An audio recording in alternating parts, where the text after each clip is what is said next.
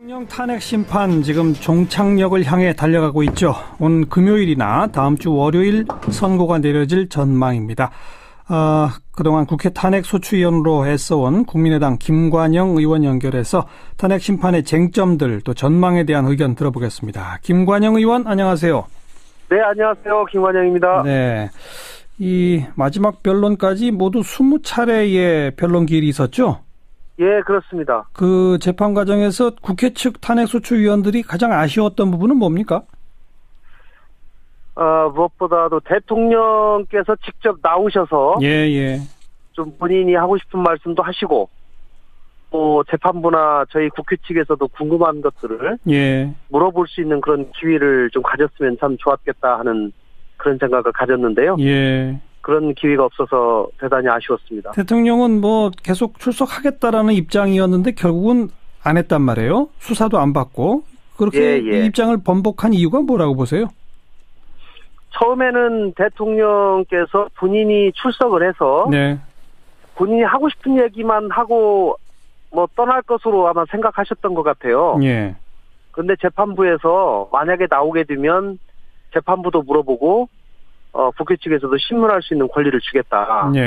이렇게 입장을 표명하니까 대통령 쪽에서는 아마 굉장히 그 부분이 염려가 됐던 것 같습니다.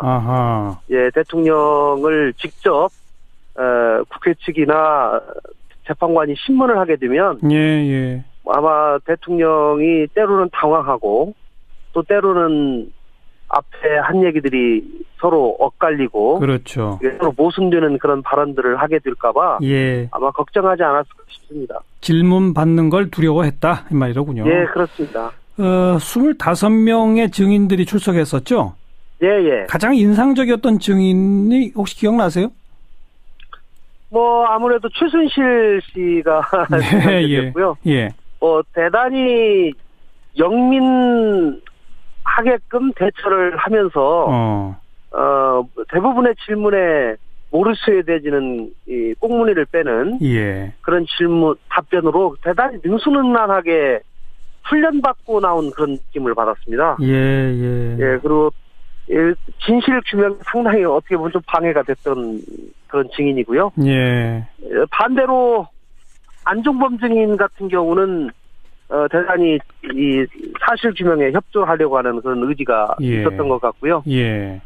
차은택 증인하고 안종범 증인 이 두 분은 그래도 양심적으로 진술을 하여서 재판부가 궁금한 것들을 상당 부분 해소하는데 많은 도움을 줬던 것 같습니다. 안종범, 차은택은 베스트 증인, 최순실은 워스트 증인 이렇게 되는 겁니까? 그럼 저희 입장에서는 그렇게 얘기할 수 있겠습니다. 아까 최순실 증인 훈련 받고 나온 것 같다고 그랬는데 누가 훈련시켰을까요? 아마 본인하고 변호사들이 하지 않았겠습니까? 예상되는 질문들 그리고 이제 대부분의 최순실 씨에 대한 질문이 최순실 씨가 과거에 검찰에서 수사받은 내용에 기초해서 물어보는 것들이기 때문에 최순실에 대한 검찰 측에서 이미 작성된 신문조서는 이미 변호인들이 다 입수를 하고 있거든요. 그렇기 때문에 가면 분명히 이거 물어볼 겁니다. 그러면 거기에 대해서 본인이 나름대로 답변들을 다 준비를 해온 것이죠. 이 변론 진행 과정에서 대통령 측 변호인단이 아주 연일 논란과 화제의 중심에 서지 않았었습니까? 지연 전술도 그렇고 마지막엔 또 각자 대리한다. 각계 변론해서 저희 프로그램 인터뷰한 박범계 의원 같은 경우에 최종 변론일의 모습을 무슨 봉숭아 학당 같다, 중구난방이었다 이런 표현까지 썼는데 이 상대 측인 대통령 측의 변호인단을 좀 종합적으로 평가해 주신다면요.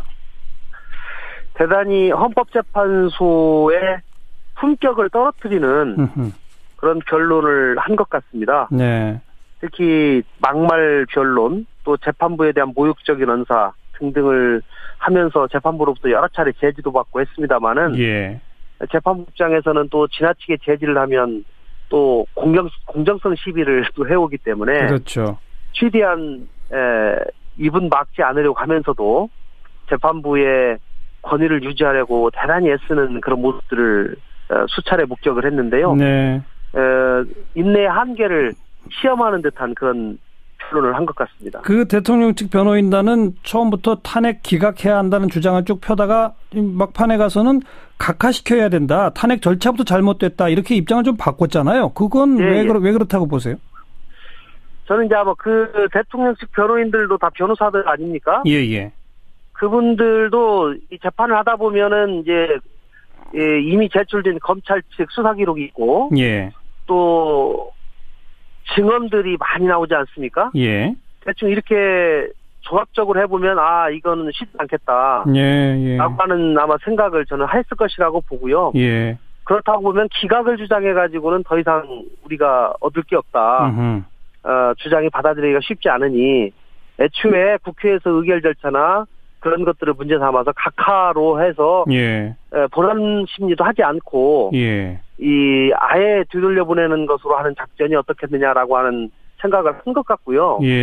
그런데 이 주장은 사실 변론 준비기일 2회 3일기일에 이미 재판부의 대통령 측에서 주장을 했었습니다. 그렇죠.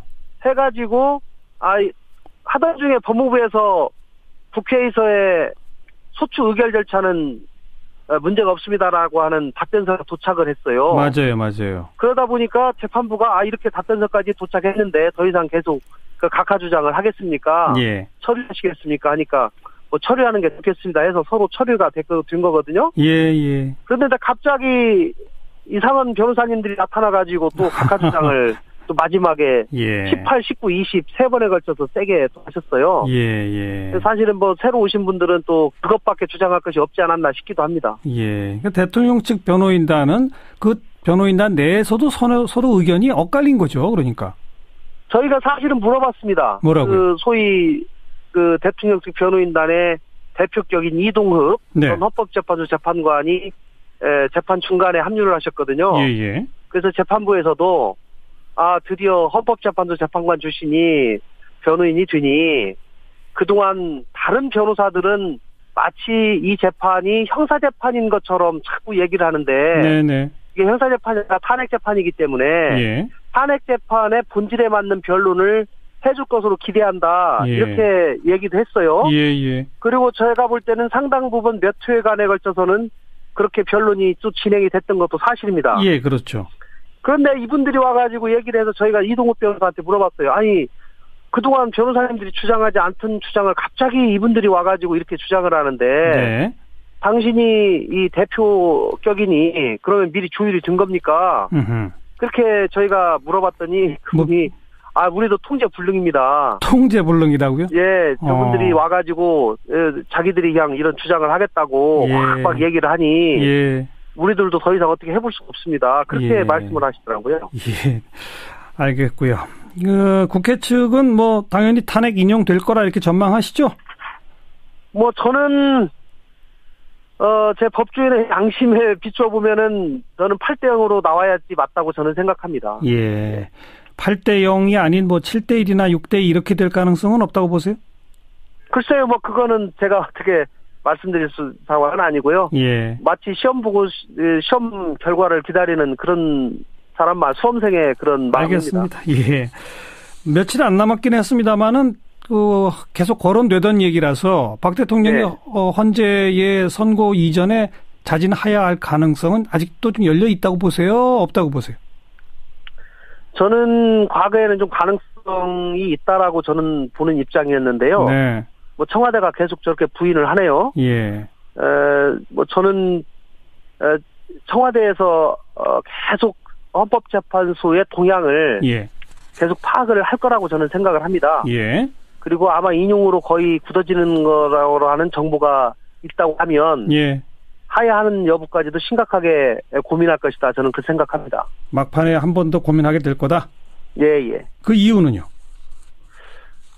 대통령으로서는 헌법재판소의 결정을 통해서 파면을 당하는 것보다는 자진 사퇴 형식을 취하는 것이 좀 더 유리하다고 생각을 할 겁니다. 그 고민 어떻게 결론 날지 그것도 함께 지켜보죠. 오늘 고맙습니다. 네, 감사합니다. 국민의당 김관영 의원이었습니다. 대통령 탄핵 심판 지금 종착역을 향해 달려가고 있죠. 오늘 금요일이나 다음 주 월요일 선고가 내려질 전망입니다. 그동안 국회 탄핵소추위원으로 애써온 국민의당